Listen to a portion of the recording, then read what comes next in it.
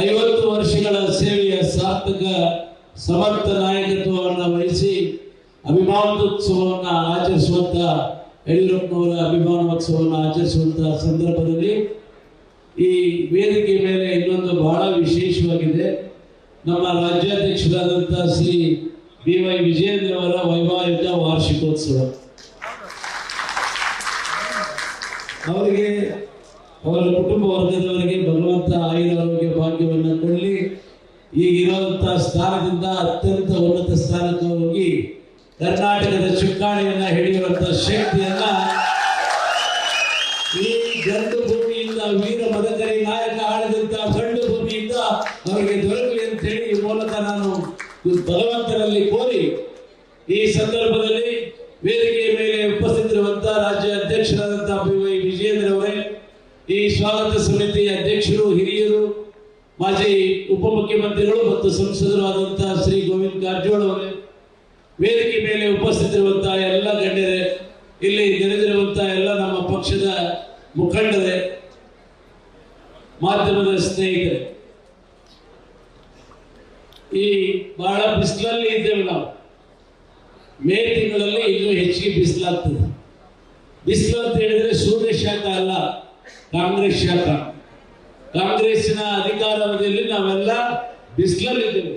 ಈ ಬಿಸಿಲಿಂದ ನೆರಳಿಗೆ ಹೋಗ್ಬೇಕಾದಂತ ಸಂದರ್ಭ ಇನ್ನು 2 ವರ್ಷದಲ್ಲಿ ಬರ್ತದೋ ಅಥವಾ ಅವರವರ ಕಚ್ಚಾಡ್ಕೊಂಡು ಬೇಗ ಚುನಾವಣೆ ಬಂದ್ರೆ ಆದಷ್ಟು ಬೇಗ ಆಗ್ಬೋದು.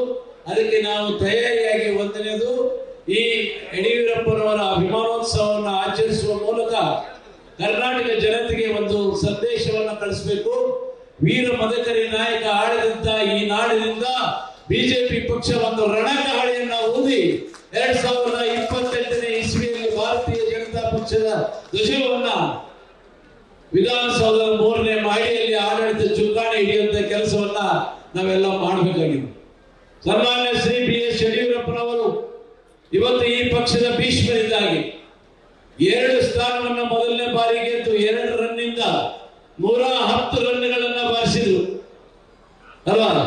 110 ರನ್ಗಳನ್ನ ಬಾರಿಸಿ ನಾಟ್ ಔಟ್ ಆಗದೆ ಅದಕ್ಕೆ 3 ಜನ ಸೇರಿಸಿಕೊಂಡು ಕರ್ನಾಟಕದಲ್ಲಿ ಭಾರತೀಯ ಜನತಾ ಪಕ್ಷದ ಆಡಳಿತವನ್ನ ಪ್ರಾರಂಭ ಮಾಡುವಂತ ಕೆಲಸವನ್ನ BS ಯಡಿಯೂರಪ್ಪನವರು ಮಾಡಿ 4 ಬಾರಿ ಮುಖ್ಯಮಂತ್ರಿ ಆಗಿದ್ದಾರೆ.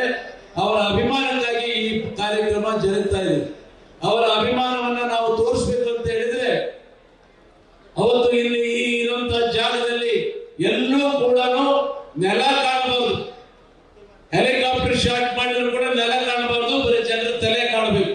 ಅಂದ್ರೆ ಅಷ್ಟೊಂದು ಲಕ್ಷ ಜನಸಂಖ್ಯೆ ಈ ಭಾಗದಲ್ಲಿ ಸೇರಿ ರಾಜ್ಯದ ಮೂಲೆ ಮೂಲೆಗಳಿಂದ ಆಗಮಿಸಿ ಆ ಕಾರ್ಯಕ್ರಮವನ್ನ ಯಶಸ್ವಿಗೊಳಿಸುವಂತ ಕಾರ್ಯಕ್ರಮವನ್ನ ನಾವೆಲ್ಲರೂ ಮಾಡೋಣ. ಅದಕ್ಕೆ ಎಲ್ಲರೂ ಕೂಡ ತಯಾರಾಗಬೇಕಾಗ್ತದೆ. ಇಂದಿನಿಂದಲೇ ನಾವು ಪ್ರತಿ ತಾಲೂಕುಗಳಲ್ಲಿ, ಪ್ರತಿ ಹಳ್ಳಿಗಳಲ್ಲಿ ಮೇ 9ನೇ ತಾರೀಕಿನ ಕಾರ್ಯಕ್ರಮದ ಬಗ್ಗೆ ಜನಜಾಗೃತಿಯನ್ನ ಮೂಡಿಸಿ ಆ ಕಾರ್ಯಕ್ರಮಕ್ಕೆ ಹೆಚ್ಚಿನ ಸಂಖ್ಯೆಯಲ್ಲಿ ತಂದು ಕಾಂಗ್ರೆಸ್ ಪಕ್ಷದ ಎದೆಯಲ್ಲಿ ಒಂದು ಭಯದ ವಾತಾವರಣವನ್ನ ಸೃಷ್ಟಿಸುವಂತ ಕೆಲಸವನ್ನು ನಾವೆಲ್ಲರೂ ಕೂಡ ಮಾಡೋಣ ಅನ್ನೋ ಮಾತನ್ನ ಹೇಳಿ ಈ ಸಂದರ್ಭದಲ್ಲಿ ನನಗೂ ಕೂಡ ನಾನು ಮಾತಾಡಲಿಕ್ಕೆ ಅವಕಾಶ ಕೊಟ್ಟಿದ್ದಕ್ಕೆ ಧನ್ಯವಾದ ತಿಳಿಸಿ, ನಮ್ಮ ಹಾವೇರಿ ಜಿಲ್ಲೆಯಿಂದ ಅತಿ ಹೆಚ್ಚು ಸಂಖ್ಯೆಯಲ್ಲಿ ನಾವೆಲ್ಲ ಕೂಡ ಬರ್ತೇವೆ, ಬಂದು ಕಾರ್ಯಕ್ರಮದಲ್ಲಿ ಭಾಗವಹಿಸ್ತೇವೆ.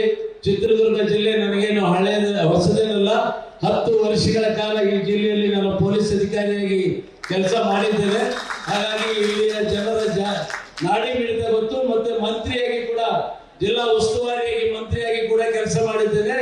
ನೀವು ತೋರಿಸಿದಂತ ಒಂದು ಪ್ರೀತಿ ವಿಶ್ವಾಸ ಇಲ್ಲಿವರೆಗೆ ಏನು ತೋರಿಸಿದಿರಿ ಅದು ಮುಗಿಸ್ತೇನೆ. ಜೈ ಹಿಂದ್, ಜೈ ಬಿಜೆಪಿ. ನ್ಯೂಸ್ ಫಸ್ಟ್ ನಿರ್ಭೀತಿಯಿಂದ ನಿಮ್ಮ ಪರವಾಗಿ.